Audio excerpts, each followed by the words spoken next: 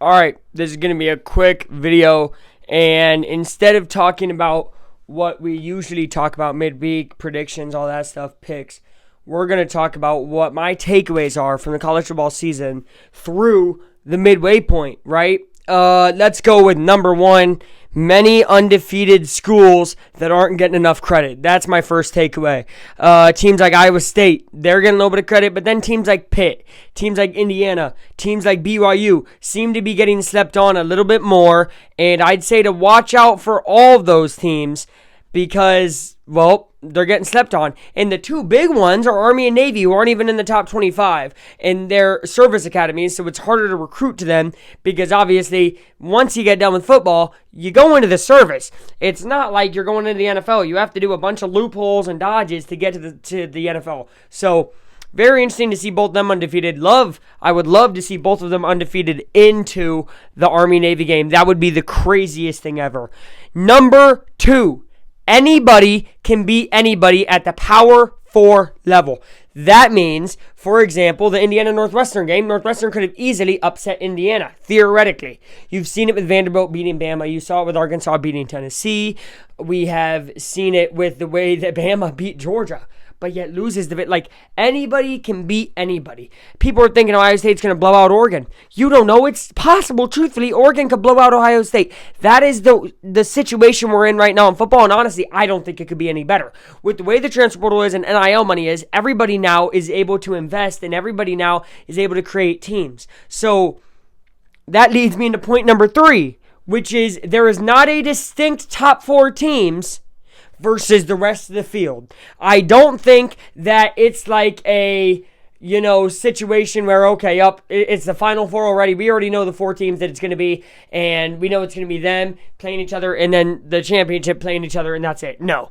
I truly believe we're going to see chaos when it comes to the 12-team playoff, and I do not think that the Texas, Ohio State, Alabama, Georgias of the world are super high, head and shoulders above everybody like in years past, and the biggest reason is because of number four. Everybody in the Power 4 level believes if they have 2 or 3 losses, that they have a chance to make the playoff. And it's dangerous out here. You saw Minnesota take down USC just for that reason. Last year, that game wouldn't have been played that hard nearly. But Minnesota felt if they beat USC and maybe some things fall in their way, they could legitimately make the playoff. So what you're seeing now is the 12-team playoff changing the way that teams play. You're seeing hard games for every team now in conference play. There's no, oh yeah, I can just sleepwalk my way through Vandy. Not anymore, guys. Oh yeah, I can just sleepwalk my way through Indiana, for example. Obviously not. Look how great they've become. It's because teams are becoming better at transfers. Teams are becoming better at knowing how to pay guys, right? And as much as people hate, oh man, it's pay to win, it's actually less pay to win now. Because now, the guys who aren't getting playing time who are 5 stars are going to go play at a lesser school, like an IU. Or go to a lesser school, like in Minnesota. Heck, Minnesota had a 4-star safety pick it off to win the game against USC.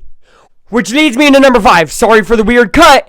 Number 5 is, this season is up in the air. If you ask me right now, who's going to win the championship? I would say I have no idea. And if people look you in the eye and give you an answer, they're delusional. There is no team that is head and shoulders above. Texas, in their undefeated record, being number 1, to me, is wild. Ohio State, yeah, they played Iowa, but they haven't really played anybody other than that.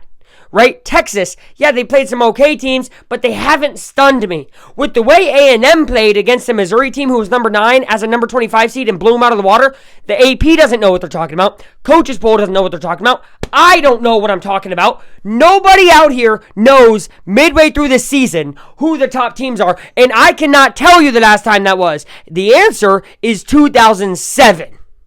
So I guess I can tell you. And everybody said that was the greatest season they've ever seen. They said there was a new 2 seed every week who would get beat and lose. Think about how much the top 4 is shaken up. We got a team in Bama who was 1 and went back to 7. I mean, a team dropping 6 spots after a loss is a rarity. As much as many people think it was unfair to drop them that far, or some people thought they should have been dropped farther, you can't really blame the AP anymore. I was a person who was against the AP and what they did, but if I was an AP poll voter right now, I would not know what the hell to do. Not at all. So right now, mid-season, we are at the best place. Week 7's coming up, and it's bound to be great matchup after great matchup. And I'm telling you right now, none of it's going to be chalk. None of it's going to be chalk. I mean, we're probably going to see 3 to 4 more upsets this week, big ones, which is going to shake it up again. And then after that, we have 5 more weeks that could shake it up. I legit think BYU could be top 5 at the end of the year.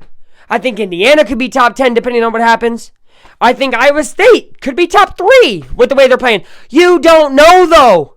All these teams could very much regress. And maybe those top 2, the cream rises, right? Cream rises to the crop. But I'm not so sure. So lock in, because these next 6 weeks are going to be the greatest 6 weeks of college football we have ever seen since the last 6 weeks of college football. What a season.